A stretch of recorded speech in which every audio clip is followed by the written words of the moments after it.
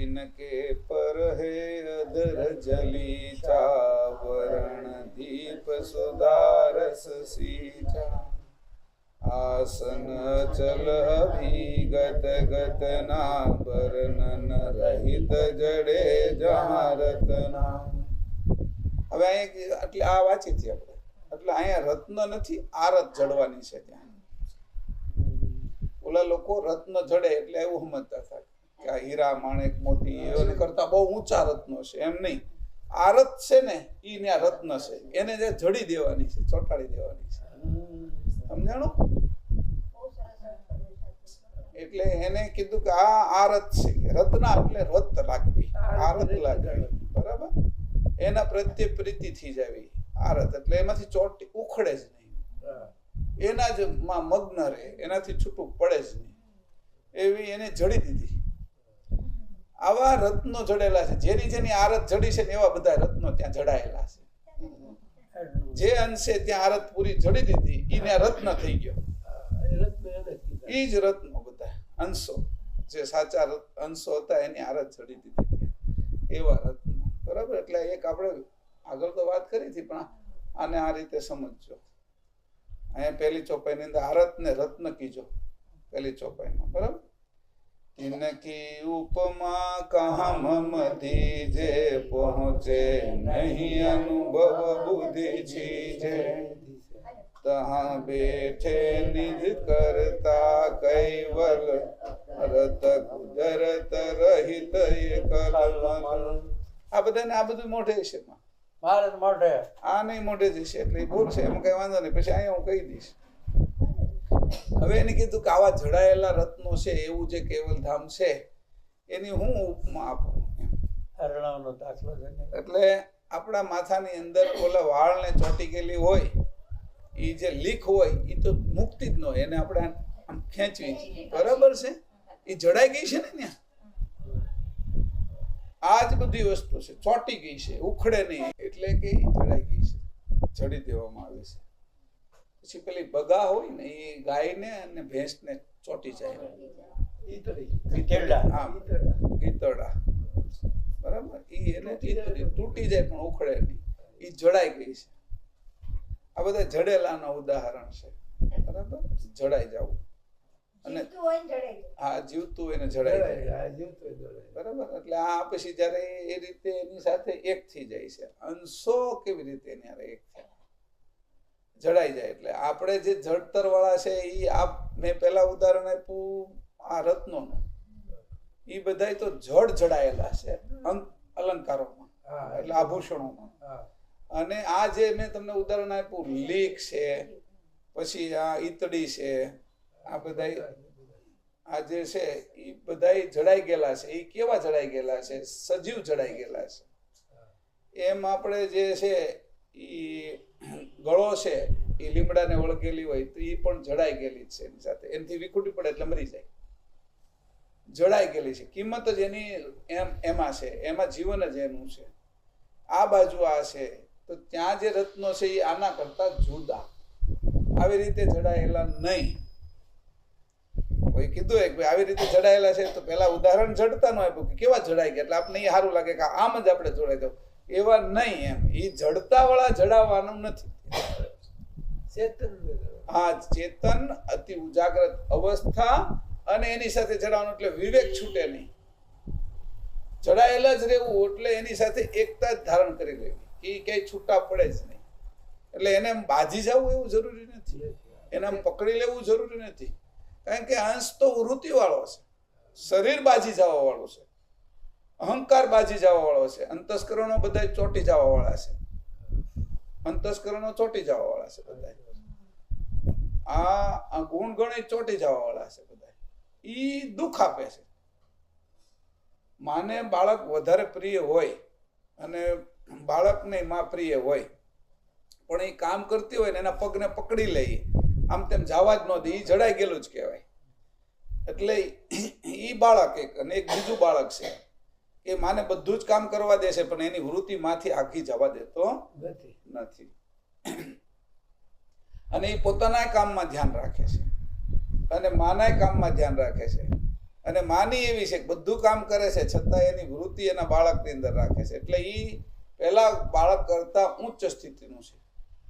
પેલું જે બાળક ચોંટી જાય છે અને એને જવા જ નથી દેતું, એને આપણે એમ કહેવાય કે એને ગામડાની અંદર કંઈક જુદા શબ્દો રીંગુ કે એને ગામડામાં કે રીંગુ થઈ ગયો છે કે છોકરો તમારો ચોંટી જાય છે, મૂકતો જ નથી તમને, સમજાણું? એવું ગામડાની અંદર એવા એના શબ્દો છે કે રીંગુ કે ચોંટી જાય. ઓલો છે હોશિયાર.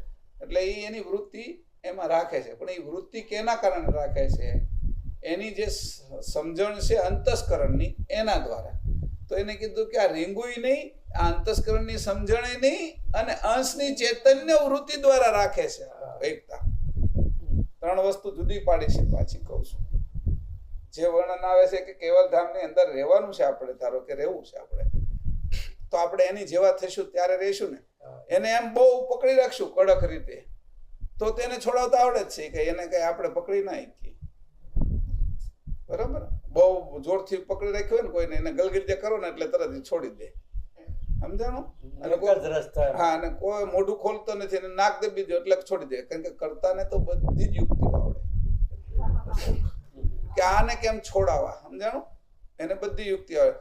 જો એવી જડતા કરીએ આપણે તો એ આપણે છોડાવીએ કે, અને હાવ એની સામું જોઈ નહીં તો આપણે છૂટા છીએ તો આપણને લે નહીં. એટલે હવે એવી કોઈ રીત હોય જે સાચી રીત હોય.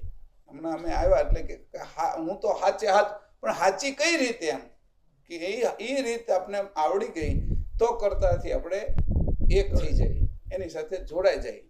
અને અહીંથી જેવા છૂટી એટલે કેવલધામ જ છે આપણે, બીજું કાંઈ છે ને. અત્યારે આમાં છે એ તોય કેવલધામ છે.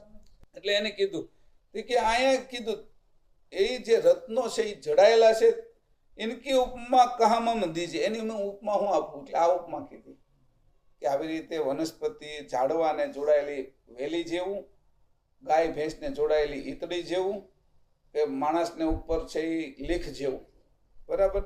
તો કે એવું નહીં. પછી ઓલા બાળક રીંગુ જેવું, એવું નહીં. કે પછી આ બાળક સમજુ છે એની જેવું, તો કે એની જેવું નહીં. એ અંતસ્કરણે સમજુ છે.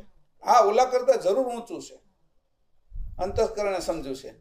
પણ એ છતાં પણ એ કે અમે આ એક માનતા. એટલે કેવા છે કે એની મારે વાત કરવી હોય તો મારો અનુભવ છે ને એ થીજી જાય. આ બધા અનુભવો છે આપને, પણ એ ન્યા કામ લાગે નહીં. અહીં કીધું પહોંચે નહીં અનુભવ, બુદ્ધિ છીજે, બરાબર? છીજે એટલે આમ જામી જાય. એટલે હવે હું આ વાત કરવા જાઉં તો એ કે મારી બુદ્ધિ જામી જાય છે કે આ કેવી રીતે વાત કરું, છતાં એ કે હું તમને કરીશ. કારણ કે એ તમારી અંદર ત્યાં સુધીની જાગૃતિ લાવીશ અને સમજણ લાવીશ, પછી તમારી અંદર એ નાખીશ એટલે વાંધો આવશે. પેલા પાત્ર બનાવીશ પછી એની અંદર નાખીશ. આ માટીની અંદર પાણી નાખતો હતો કુંભારનો છોકરો. કુંભારે કીધું બેટા એની અંદર પાણી ભરાય નહીં.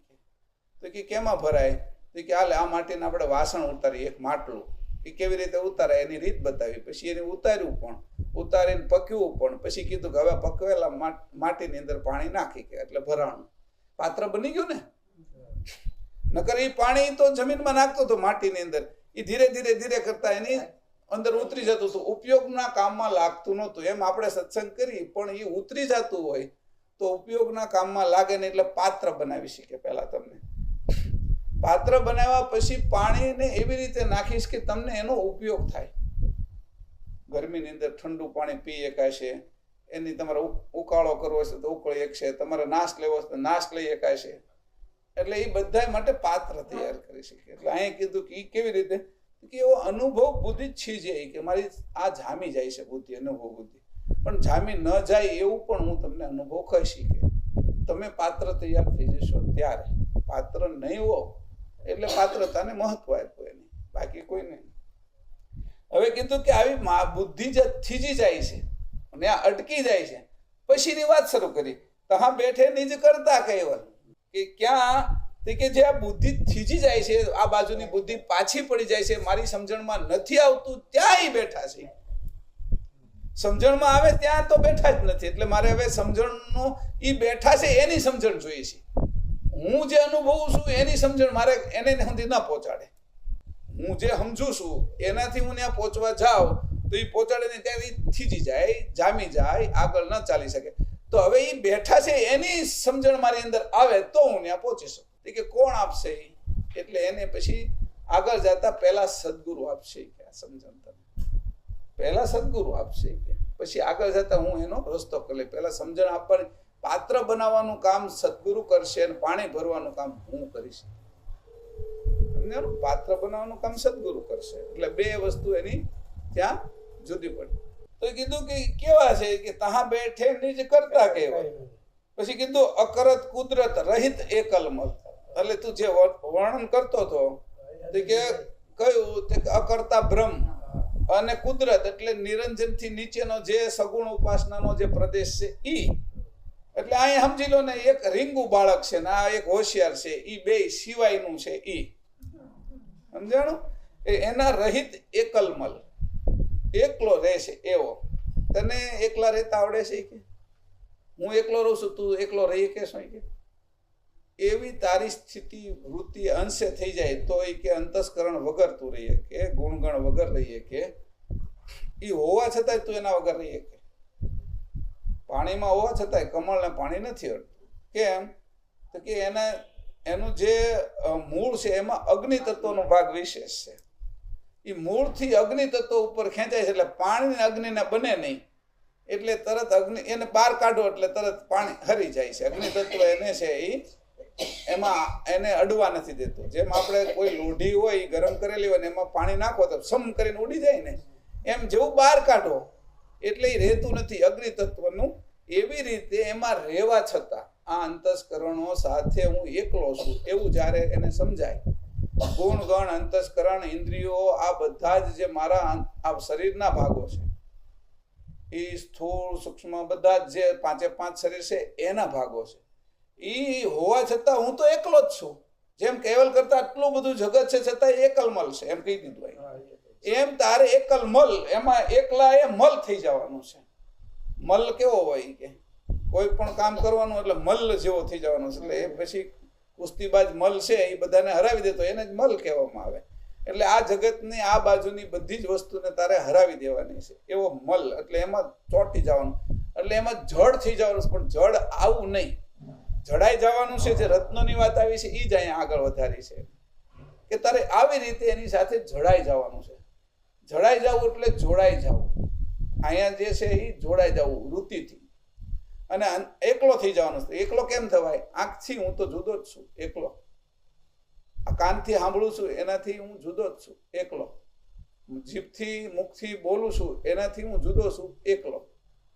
એવી રીતે આ બધી જ ઇન્દ્રિયોથી, બધા જ અંતસ્કરણથી, બધા જ ગુણગણથી, બધી જ તત્વ સામગ્રી, સત્વ સામગ્રી ને બ્રહ્મથી પણ એકલમલ, એનાથી પણ છૂટા. હું શ્વાસથી પણ છૂટો છું.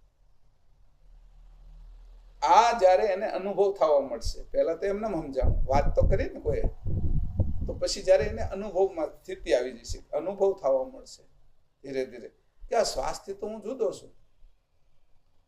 પછી ક્યારેક ક્યારેક શ્વાસ એકાદો વયો જશે, એ નહીં લેવાય તોય તમે જીવતા હશો. એટલે કે આ કેનાથી જીવું છું એની ખબર પડશે કે આ શ્વાસ જેનાથી જીવે છે ને એનાથી હું સીધો જીવવા મળ્યો.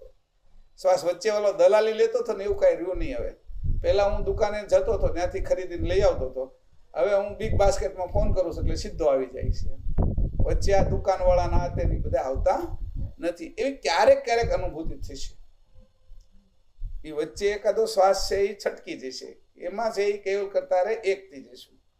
સુષ્મણાની ઉપરનો એક શ્વાસ શરૂ થઈ જશે અને એ જેવો શરૂ થઈ જાય એટલે નાભીનો રોશન સમીરા શરૂ થઈ જાય એટલે એનાથી જીવાય. આ નાકનો શ્વાસ છે ને બેડા પીંગળાને, એના વગર આપણે જીવી નથી. ત્યારે હું પ્રાણથી જુદો એકલમલ છું એવું થશે. તત્વથી તો જુદો થઈ ગયો, હવે આ સત્વથી પણ જુદો થાવ. બ્રહ્મથી પણ, સત્વ જેનો અંશ છે એવા કૈવલ કરતાનો બાહ્ય પ્રકાશ બ્રહ્મ, એનાથી પણ હું જુદો છું. આવું જ્યારે એને અંશને ખબર પડી એટલે એ આવા જે કૈવલ કરતા સાથે મારું તદાત્મ થઈ શકશે. હું એનો સજાતીનો થઈ એવી રીતે જ છે કે સજાતીનું થવું એટલે કેવું એમ. એટલે સજાતીનું થવું એટલે આવું પેન જેવું કે આ પેન છે આ એનું ઢાંકણું છે. હવે આ ગ્લાસમાંય જગ્યા છે. આ પારુલબેન લેવા છે એ પાણીનું જે પેલું છે એમાંય જગ્યા છે, પણ એ એની સાથે એક નહીં થઈ શકે, નીચે વહી જશે. આ એક થઈ ગયા. આ એક થઈ ગઈ બે. એની જેમ આ પિન છે એ આ ખીચાની સાથે એક થઈ ગઈ. એકતા કેવી છે? જે જેની સાથે જોડાવાનું છે એની સાથે જોડાય છે. ખાલી જગ્યા છે પેલા પ્લગ ની અંદર, એની અંદર મારે નથી આપવાનું, તો શોર્ટ લાગે છે. બરાબર? ખાલી જગ્યા પણ કોની ખાલી જગ્યા? જે જેની ખાલી જગ્યા છે એની સાથે જોડાવું, એટલે સજાતી સાથે જોડાવું. એટલે અંશની જગ્યા કેવલ કરતા જ છે. બરાબર? સજાતી છે. કારણ કે આનીથી પછી બીજી પેન હું લઈશ ને એમાં નાખવા જઈશ તો પણ નહીં જાય. એ એની સજાતી નથી, એ પ્લાસ્ટિકની છે, કોઈ સોનાની છે, કોઈ આના મટીરિયલની મોટી નાની થાય તો પણ એમાં નથી જોડાતી. એમ આ ઝીણી બાબતોમાં એટલો ફરક રાખ્યો. ઝીણી ઝીણી બાબતોમાં આપણે મનુષ્ય તો કરતાએ ઝીણવટ કેટલી રાખી છે. મનુષ્યને તેની થોડીક બુદ્ધિ જ આપી છે. એ કે એને એવું કીધું કે આ એક બુદ્ધિનો સકલ પસારો છે. મારી આગળ તો 9 બુદ્ધિ છે. એક બુદ્ધિનો સકલ પસારો એમાં મનુષ્ય લીધી. આ બધાની બુદ્ધિ ભેગી કરી એમાં એક મનુષ્યની બુદ્ધિ છે, અને મનુષ્ય આવું બધું બનાવ્યું. જે જેનો જે ભાગ છે એ એની અંદર થાય છે. પેલો જે આમાં લેમ્પ છે એ આમાં નથી ચાલતો. એટલે જે જેના હોલ્ડર એની જે જગ્યા છે એનાથી જ એ બધું ગોઠવાય છે. બુજારા નાના મોટા હોય છે માટલાના. એનાથી જે ઢાકાતું હોય, પેલું આવડું ગરવું છે, આ તમારા ઉદાહરણો એટલા માટે આપું, ગરવું છે તો એના રીતે નાના મોટા ઢાંકણા હોય છે. એવી રીતે જે જેનું છે એનાથી કામ થાય. અંશ અંશીનો છે.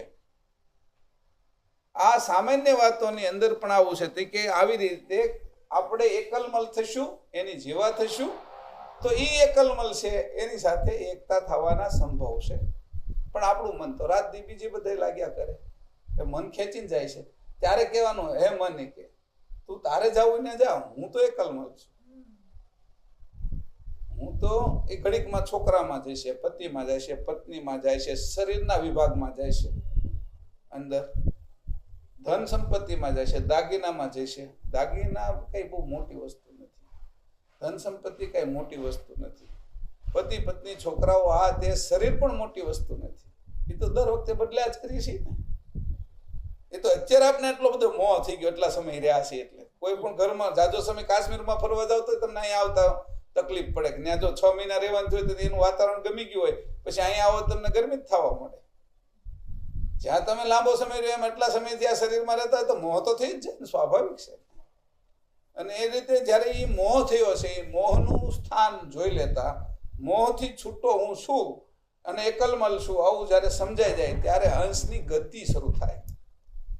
એટલે ઓલી જે બુદ્ધિ થીજી જાય છે ને એની પછીનો પ્રદેશ શરૂ થશે, જે પ્રદેશમાં મારે જવું છે એ વિવૃત્તિ.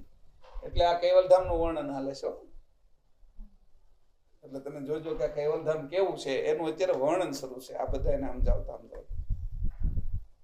હવે આગળ જાય છે ત્રીજી ચોપાઈમાં. 2 તો આપણે વાંચી હતી, ત્રીજીથી શરૂ કરું છું. અગમ દેશ વિગત કાદુ, જન્મ મરણ નહીં વાદ વિવાદુ, દેશ કાલ નહીં જહાં મત નહાના, કૈવલ આદ્ય એક પદ સ્થાના, અગમ દેશ વિગત કાદુ, જન્મ મરણ નહીં વાદ વિવાદુ, દેશ કાલ નહીં જહાં મત નહાના, કૈવલ આદ્ય એક પદ સ્થાના, કૈવલ આદ્ય એક પદ સ્થાના. અગમ દેશ અવિગત કાદુ, એવું કીધું. એવું હું તને જે વાત કરી રહ્યો છું એ બધી અગમ દેશની વાત છે કે ત્યાં શરૂ છે. આ ગમવાળા દેશથી હું તને વાત અગમવાળા દેશની કરું છું, પણ જે દેશ તને દેખાડવા માંગુ છું એ ગમવાળા દેશ ઉપર તારે આગળ વધવાનું છે, એને છોડીને એ અગમ દેશ છે. અવિગત કા આદુ, જે અવિગત છે એનીથી પણ આદિનો છે. અવિગત એટલે મને આ ગતિ છે, એ ગતિ બધી જ પૂરી થઈ જાય. ગતિ ક્યાં છે કે જન્મ મરણ ના ખાતા, અને અવિગત કા આદુ, અને અવિગત છે એ બ્રહ્મ છે, એ પણ જ્યાં પૂરું થઈ ગયું બ્રહ્મ વ્યાપક સ્થિતિનું, એટલે પછી બ્રહ્મ પણ જ્યાં પૂરું થઈ ગયું છે એવું એનું આદિ શું છે? બ્રહ્મનું આદિ કૈવલ છે. અવિગત એ બ્રહ્મ છે અને એનું આદિ એ કૈવલ છે. કારણ કે અવિગતની ગતિ નથી મળતી આપણને. આ જે આપણું આકાશ છે ને એ ગતિવાળું આકાશ છે, એટલે આપણે એને ગત આકાશ કહીએ છીએ. અને ઉપરનું જે છે અવિગત, જે પ્રકાશ બધે જ એને અવિગત કીધું. એટલે આપણે એમાં પાછી ગતિ ભરી છે, પણ એ ભરી છે એ ગતિ કેવી છે ખબર છે? અવિકાસ, વિકાસ અને કુંભસ રીતે ભરી છે. એ વૃત્તિ રૂપે જે ગતિ ભરી છે એ ગતિ ભરી છે. આ બાજુની જેવી ગતિ એની નથી. એમ વૃત્તિ રૂપે જે ગતિ ભરી છે એની ગતિને કઈ કીધું? પ્રકાશ બ્રહ્મ વૃત્તિ. કૈવલની ચૈતન્ય વૃત્તિમાંથી જે વૃત્તિ ઉત્પન્ન થઈ એની શરૂઆત થઈ એનું નામ પ્રકાશ બ્રહ્મ વૃત્તિ. અને પ્રકાશ બ્રહ્મ વૃત્તિનું હું એના 3 વિભાગ કરી નાખ્યા.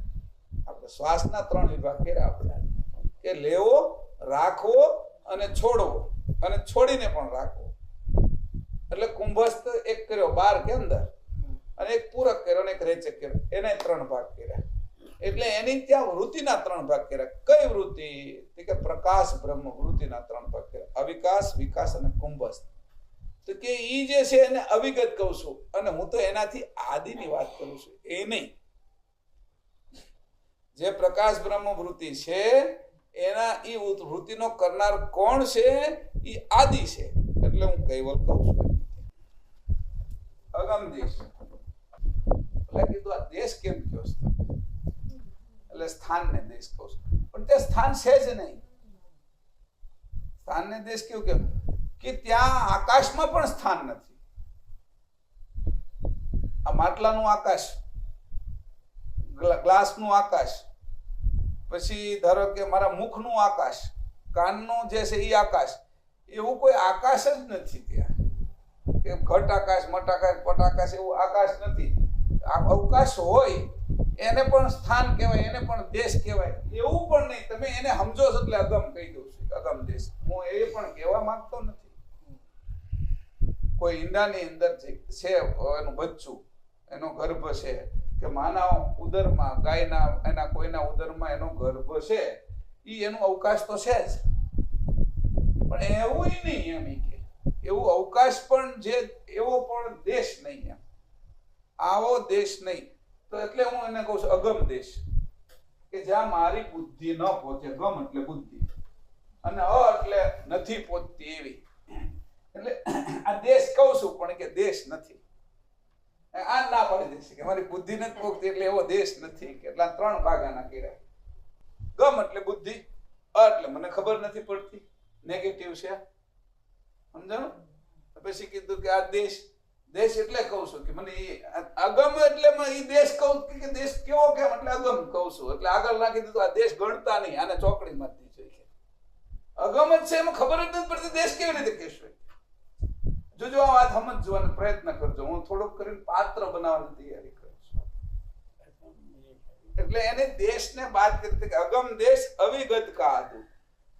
આને એવો કાઢી નાખ્યો અવિગત, અવિગત કા આદુ.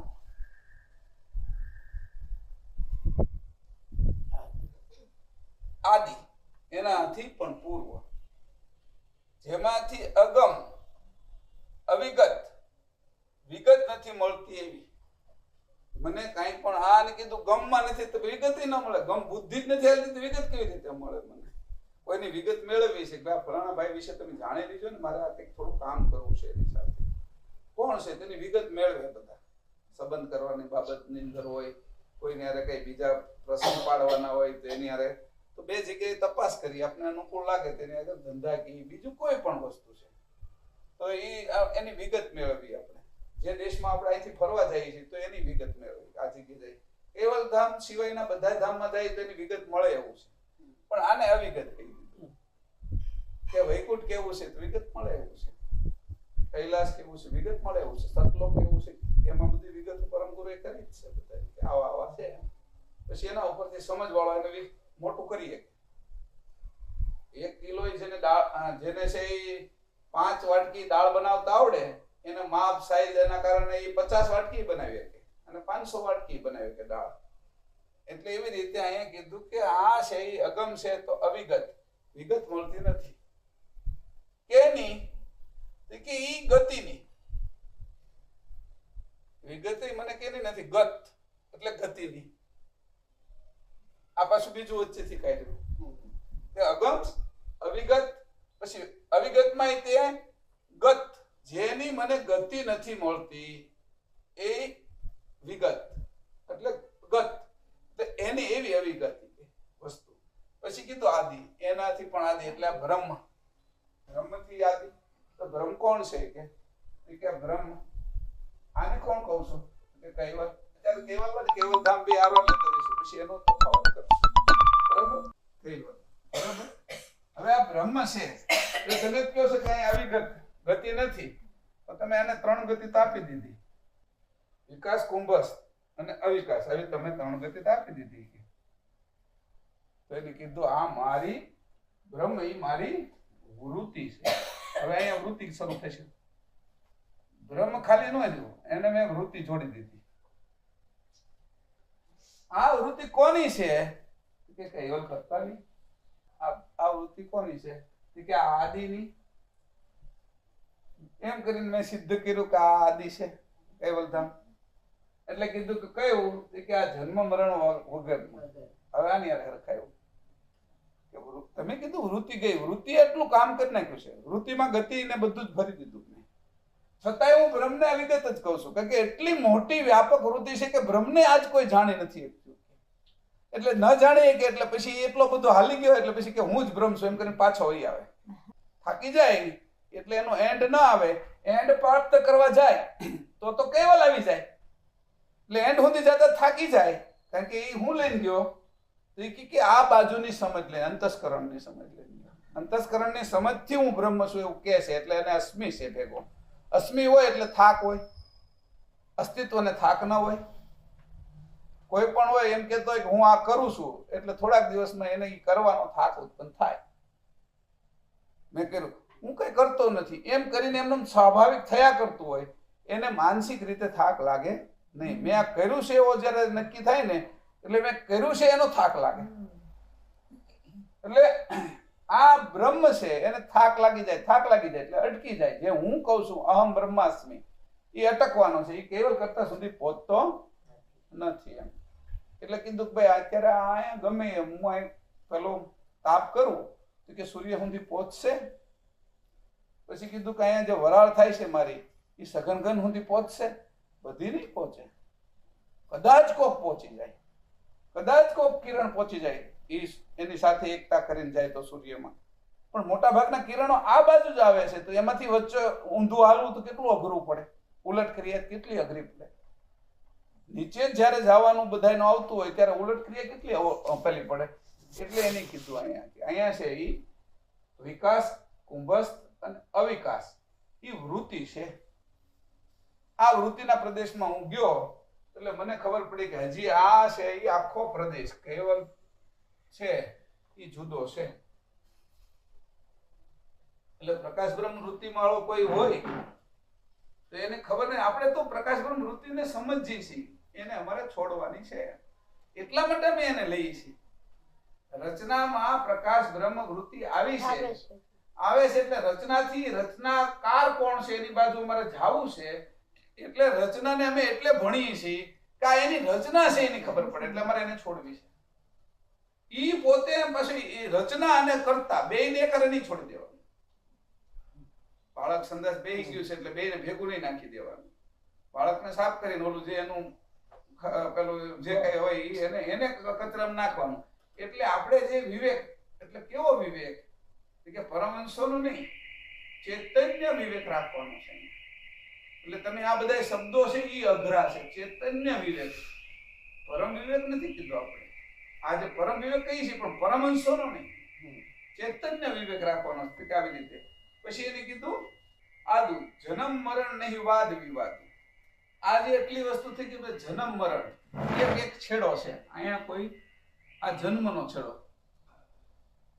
બરાબર, અહીંથી આ પોઈન્ટ થી જન્મ શરૂ થયો, એટલે એ જન્મ શરૂ થયો એટલે એ આમ ઉપર વહી ગયો, આ જન્મ, આ મધ્ય પોગી ગયો એટલે પછી મૃત્યુ બાજુ વળી ગયો, આ મૃત્યુ, આ ઉપરનું કાઢી નાખું છું.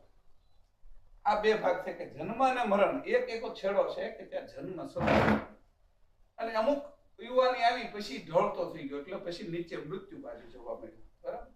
બધામાં જ્યાં જન્મ મરણ છે એ બધામાં, પૃથ્વીમાં હોતી, આપણામાં હોતી, એક જીવ જંતુ હોય એમાં પણ, તો બધામાં જન્મ મરણ છે એ બ્રહ્માંડ હોય કે ગઈ પણ લઈ ગઈ આપણે, કે જન્મનો એક છેડો જે જન્મથી મધ્ય સુધી આવ્યો અને મધ્યથી પાછો નીચે ઉતર્યો એટલે મૃત્યુ બાજુ ગયો, કે એમાં આ બાજુનો જન્મ સાઈડનો છે એમાં વાત આ જે કઈ કે છે એ આ બાજુ ઉતરે છે, એ બેને બનતું નથી. નવો જન્મેલો છે ને એટલે કે આ બે વચ્ચે કે જનરેશન ગેપ છે. અહીંયા જનરેશન ગેપ કેવી રીતે છે કે આ જન્મ છે એ જે એમ કે મોબાઈલ નો આમ થાય, આ જન્મ પછી અહીંયા સુધી કોઈ ગયા સુધી એનું ભણતર અહીંયા સુધી પહોંચે છે, ઓલો એ ઉતરી જાય છે, એટલે આ બે વચ્ચે વાદ વિવાદ થાય હંમેશા, એને જનરેશન ગેપ કહેવાય દરેક બાબતની અંદર.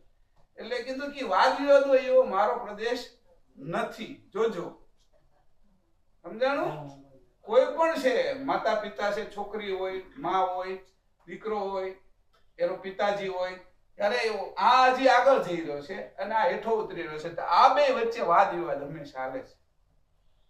કારણ કે આ જે અત્યારે શીખ્યો છે એ ઓલાને આવડતું નથી, મને જે વિસ્તૃત ને આવડે છે એ મને નથી આવડતું, એટલે હું આ બાજુ કીધું, હું જે શીખેલો હતો એ હાલતું નથી અત્યારે, એની કરતા નવું શીખવું પડે, એટલે હું નવું શીખી શકું નથી, અમારે બે વચ્ચે વાદ વિવાદ થાય, સ્વાભાવિક છે. પેલા શીરું ભજ્જન એ બધું બનાવતા હતા, હવે તો આપણે છે પીઝા બનાવી છે, હવે પીઝા બધા ભૂલાઈ ગયા, હવે તો પાછા પેલી રાકલેટ બનાવે ને પછી ફલાફલ બનાવે, એ બધી જે એ જનરેશન ગેપ બધા વચ્ચે. ઓલા ભજીયાની જે સ્થિતિ છે કે આપણે હાલો પીઝા નો સમજાય, ઢોસા નો સમજાય, ઇડલી, એ બધું જૂનું થઈ ગયું. હવે તો કેટલી વસ્તુ નવી આવી એમ. પહેલા જે વિચારતા હતા એવું આપણે સૂપ વિચારી તો બહુ ઓછા સૂપોની અંદર આપણે ખબર હતી કે એ જનરેશન ગેપ છે. હવે આનો સ્વાદ જુદો છે, આનો સ્વાદ જુદો છે, પછી બે વચ્ચેની માન્યતા હોય જુદી થઈ ગઈ. એ જે જુદું થવું એને કીધું, એના કારણે જે ડખો થાય એને કીધું વાદ વિવાદ. આ સામાન્ય ઉદાહરણ છે, પણ આવો મોટાની અંદર થાય, જે વિચારધારાઓ હાલે છે ને એમાં થાય. હવે આ સગુણની છે, આ નિર્ગુણની છે, આ બધી જે વિચારધારાની અંદર જે વાદ વિવાદ થાય છે એ તો લાંબો હોય. વિચારધારા આપણે તો જન્મી મરણની 100 વર્ષનો કાર્યક્રમ છે. વિચારધારા રામની હાલે છે, વિચારધારા કૃષ્ણની હાલે છે, વિચારધારા બુદ્ધની હાલે છે, જૈન સંપ્રદાયની હાલે છે. આ બધી વિચારધારાનો કાળ તો બહુ લાંબો, એટલે નવી જન્મેલી વિચારધારા પાસે એની હારે વાદ વિવાદ કરે. એટલે અમારા દેશમાં આવું નથી, એટલે આપણે એનાથી બચી ગયા કે તમારા મતમાં, એટલે કીધું દેશકાલ નહીં જહાં મત નહાના, એટલે જ્યાં દેશકાળ નથી અને મત જુદા જુદા નથી. ત્યાં બાપ દીકરો ખરા પણ એના બેના એક મત છે, માં દીકરી ખરા પણ ત્યાં એક મત છે, વહુ ને સાસુ ખરા પણ મત જુદા નથી. એવું માની લો કે એવો જે દેશ છે, માની લેવાનું કહો છો એ છે સાચું એવું નહીં માનતા, પાછા એને હોતી આપણે બાદ કરી નાખશું, પણ સમજવા માટે કહું છું કે ત્યાં વાદ વિવાદ નથી. પછી કીધું તો કેવું હું છે ત્યાં, તો કે કેવલ આદ એક પદ સ્થાના. હવે આ બે વચ્ચે એક પદ આવ્યું, હા, આને બાદ કરી નાખ્યું, આને હવે છોડી દીધું, અને તો વચ્ચે એક પદ આવ્યું છે જે મધ્યમાં, એને કીધું કેવલધામ કેવું છે, એને કીધું 14 તબક ઉપર ને 14 તબક નીચે, મધ્ય મહેલ કૈવલ કુલ. આ 14 છે, ધારો કે આ 14 છે.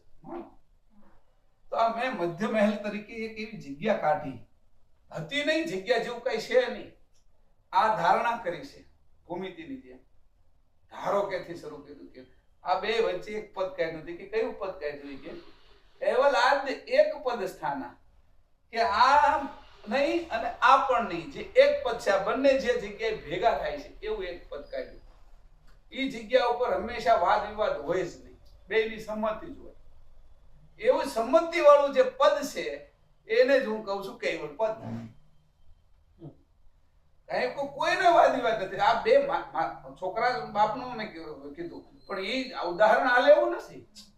એમ કરીને મૂળ પદ કાઢ્યું કે મેં કેવલ પદ કેવી રીતે જાણ્યું. કેવલ પદ મેં કાઢ્યું. ઔષધિ જોઈ મેં. ઔષધિ જોઈ એટલે મેં ડાળી જોઈ. ઔષધિ તો નહોતી જોવાની, પણ મને એવું લાગ્યું કે આ જે છે ડાળી, એ ડાળી છે, એ લીમડાની છે, એટલે એની અંદર ઔષધિ હોય છે. એવું લીમડાના આધારે એની અંદર ઔષધિ હોય છે એવી રીતે કરીને નક્કી કરીને એની અંદર ઔષધિનો જે ભાગ હતો એ મેં કાઢ્યો. તો કે કેવી રીતે કાઢ્યો? તો કે જે ડાળી હતી એનો પાવડર કર્યો, અને પાવડરની અંદર છુપાયેલા જે એના તત્વો હતા એને મેં છે એ ઉકાળો કર્યો. ઉકાળો કરીને એનું જે પાણી હતું તેમ કરીને જે ઔષધિ ડાળીમાં હતી એને મેં પાણીમાં પરિવર્તિત કરી, અને પરિવર્તિત કરીને પછી ઔષધિ મારા શરીરમાં જશે એટલે મારા શરીરમાં પરિવર્તિત થશે. એમ કરીને કેવલ પદ મેં કાઢ્યું, અને કેવલ પદની અંદર હું જોડાણો. હું સમજો કે ભાઈ કેવલ પદ તો આમાં છે, વાદ વિવાદમાં કેવલ પદ નથી. પછી કીધું કે દેશ કાળમાં પણ કેવલ પદ નથી. આ વાદ વિવાદ પછી દેશ કાળ નહીં જહામત નાના, મતય નથી, દેશ અને કાળ પણ નથી. એટલે કાળ ક્યાંથી હોય? તમે જન્મ મરણ વાળો જે પ્રદેશ છે એમાં કાળ છે, આમાં કાળ છે. બધામાં જન્મ મરણ છે જે આ પ્રદેશની અંદર એક એવી જગ્યા છે તે કાળ નથી લાગી શકતો. એવો અમે મધ્યમાંથી કાળ વગરની જગ્યા કાઢી. આને મેં જગ્યા કાઢી. એટલે મેં જે ભાલ તિલક કર્યું એ મધ્યની અંદર ઈડા પિંગળાને સુષમણમાંથી વૃત્તિને ઊંચી કરીને અણીવાળી કરી. એ અણીવાળી કરીને મારી વૃત્તિ જે ઉપર જાય છે એ કાળ વગરની મારી વૃત્તિ જાય ઉપર જાય છે. આને મેં વચ્ચેથી કાઢ્યું. પેલું ધનુષ બાણ હોય એમાં ધનુષની અંદર દોરી હોય, એક એનો જાડો ભાગ હોય, એની વચ્ચેથી મેં આ તીર કાઢ્યું છે. એ તીર છે એ મારા નિશાનને અડે છે, ધનુષ નથી અડતું. જે બાણ છે એ મારા નિશાનને અડે છે, એટલે મારે હાથમાં તો આ ધનુષ થઈ ગયું, બરાબર. આ બાણ થઈ ગયું હોય, આ દોરી મેં ખેંચી લીધી એટલે આને મેં પણસ ચડાવી દીધી, સમજાઈ ગયું? એટલે આ બાણ થઈ ગયું હોય, આ બાણ થઈ ગયું આખું. આને મેં જયારે ખેંચી લીધું, આ બાણ હતું જે એને મેં આમ ખેંચ્યું એટલે આ ગતિ છે એ બહાર આવી ગયું, અને એ લક્ષ્ય સુધી પહોંચે છે, આ નથી પહોંચતું. એટલે આ ઘાટ છે ને એ બાણ રૂપે છે, એટલે ધનુષ રૂપે છે, અને જે વૃત્તિ છે એ બાણ રૂપે છે. એને મારે પહોંચાડવાની છે. પહોંચાડવાની ક્યાં છે? કે આ જે ભાલ તિલકની જે નિશાની આપી છે ને ત્યાં, કે ભાલ તિલકની નિશાની ક્યાં છે? કે બેની મધ્યમાં, જ્યાં નર અને માદાના અંકુરો નથી બનતા એની ઉપર જે અંશ રહેલો છે, વચ્ચે નર માદાના અંકુરો જ્યાં બને છે એ જન્મ મરણ વાળા છે, એની મધ્યમાંથી જગ્યા કાઢી. એટલે ઈડા પિંગળા અને સુષમણાની, ઈડા પિંગળાની વચ્ચેથી સુષમણા કાઢે, અને નર અને માદાની વચ્ચે જે વૃત્તિ આવતી હતી, આ બાજુ નરની જાતિ હતી, આ બાજુ માદાના અંકુરો પાકતા હતા, એની બંનેની વચ્ચેથી જે મેં ઉપર લઈ ગયો હતી અંશે થઈ ગઈ. આ અંશે જે થવાની જે રીત હતી કે એ અંશે થાવ જ્યારે તમે, ત્યારે આ જે પદ છે કેવલ આ. હા, પછી કીધું દેશ કાળ નહીં જહામત નાના, કેવલ આજ એક પદ સ્થાન, એક પદ મેં હવે સ્થાપિત કરી દીધું. હવે આ પદ પણ નોંધ્યું જન્મ વાળો, કે એની વચ્ચે, અને આ પદ પણ નોંધ્યું. બે જે ધનુષ્ય આવી રીતે ધનુષ્ય ધારો કરી,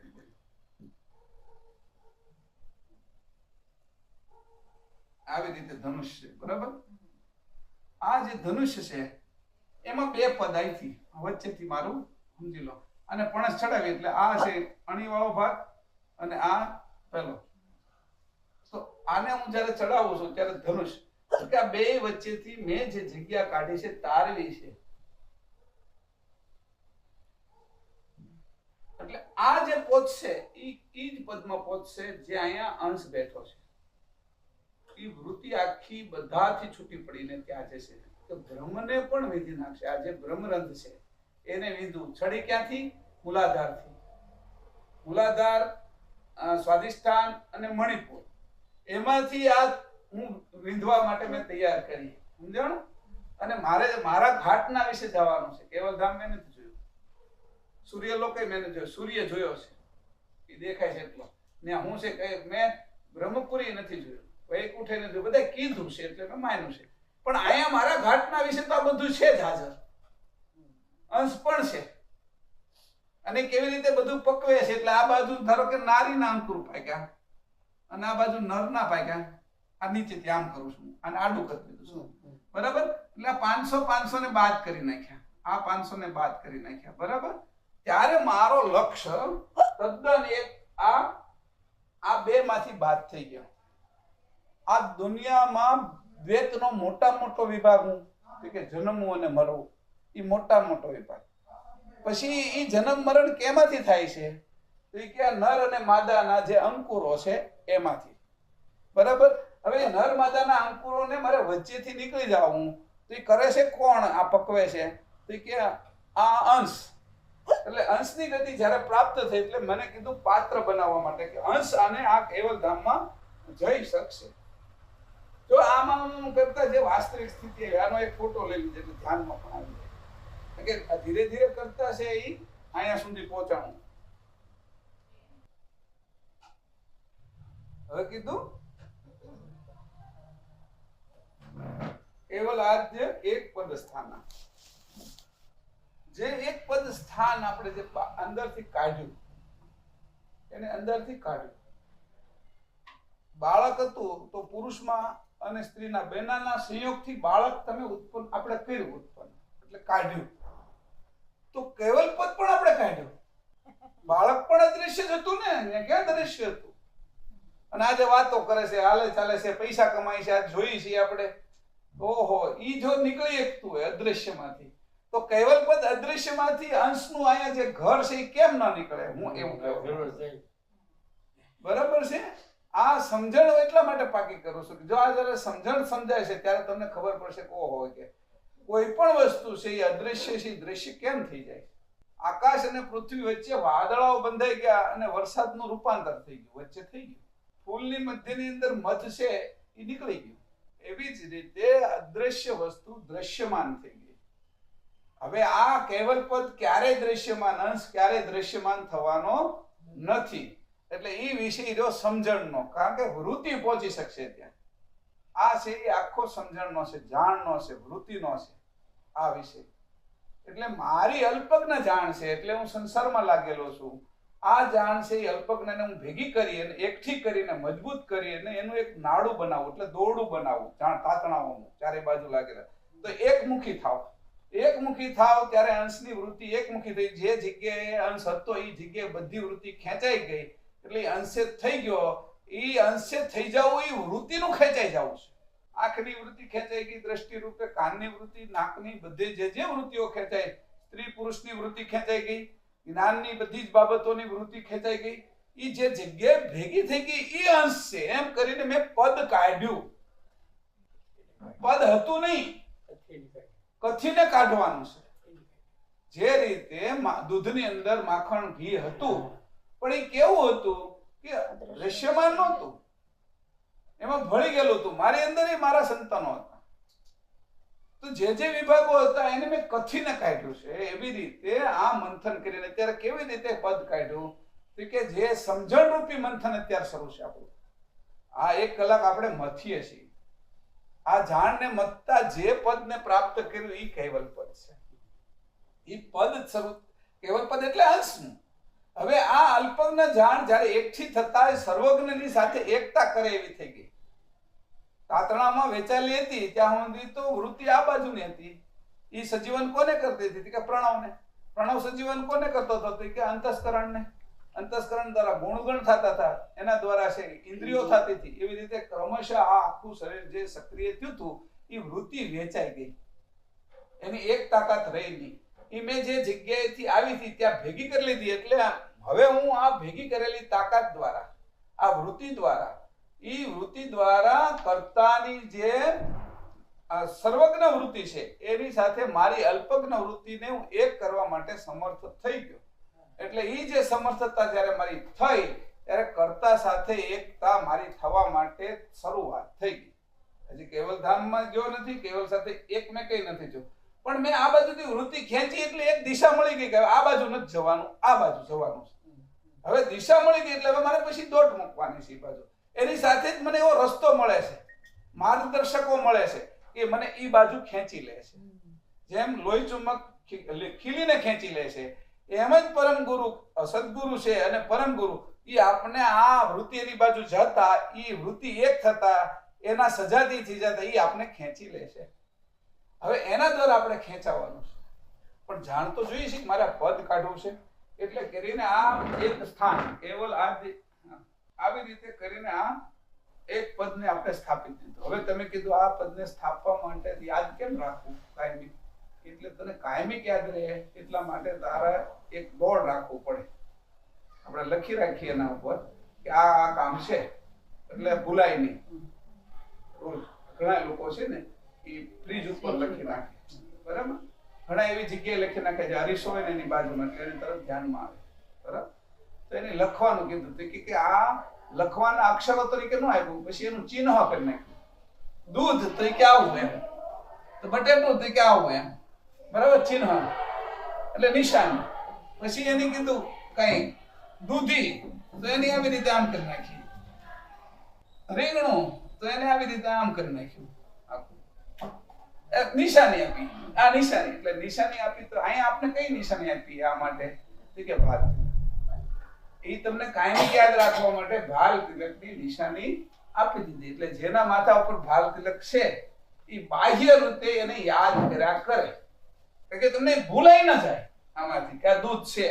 પછી રોજ તમારે નિશાની છે એટલે લખવાની જરૂરિયાત રહી નહીં, કારણ કે ઈડા પિંગલા સુષમણા લખવાની થઈ ગયા છે નહીં, એ નાડીઓ છે, બરાબર.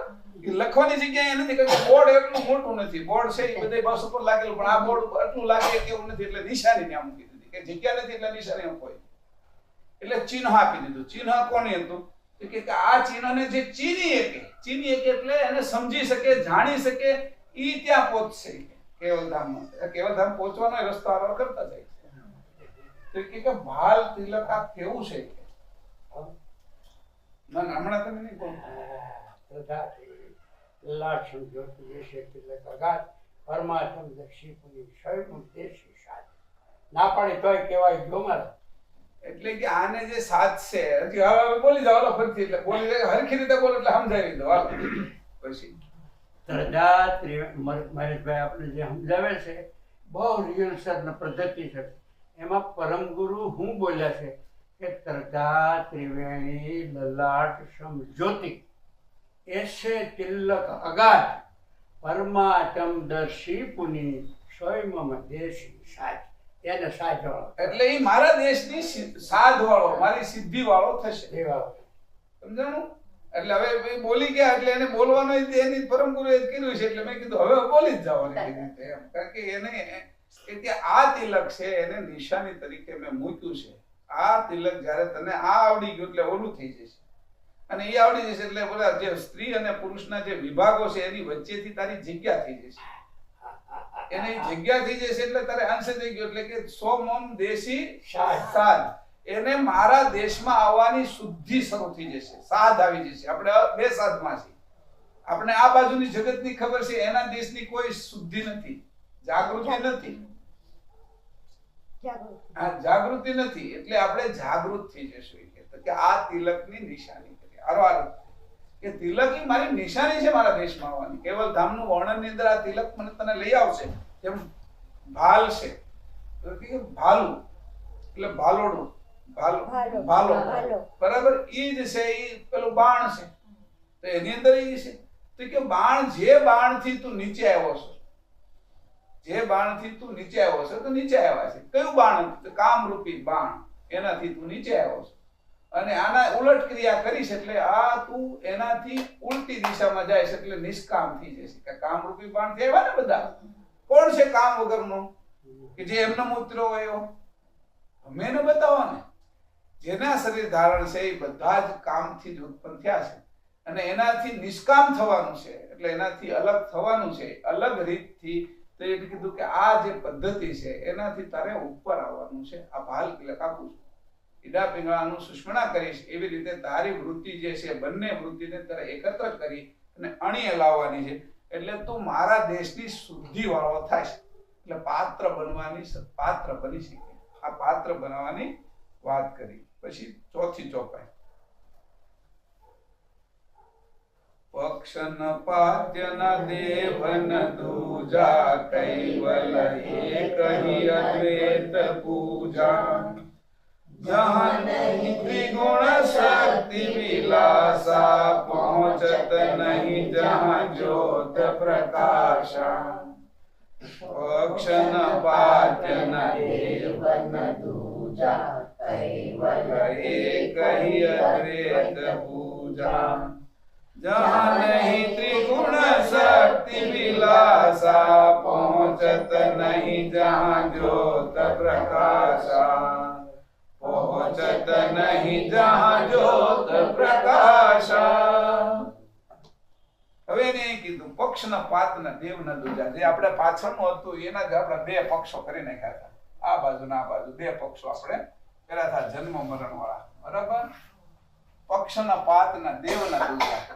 હવે મારે તો તને કે આ બધા આ બાજુને નથી સમજાવવું, આ બાજુને નથી, તને તો આ સીધી લાઈને ચડાવી દેવો છે, આ એક લાઈન જ ચડાવી દેવો છે, જ્યાંથી તું ઉતર્યો છો, જ્યાંથી તું ઉતરેલો છો એ જ લાઈને મારે તને ઉપર ચડાવી દેવો છે.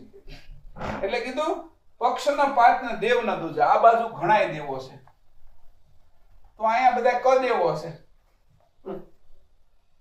બરાબર? દેવ અને કદેવો, એટલે દેવ ને કાદવ જે કહેવાય એને વિરુદ્ધના દેવો છે, કદેવ. એ બે ભાગ થઈ ગયા. પક્ષ, આનો પક્ષ, પક્ષનો પાત, દેવના દૂજા, બરાબર?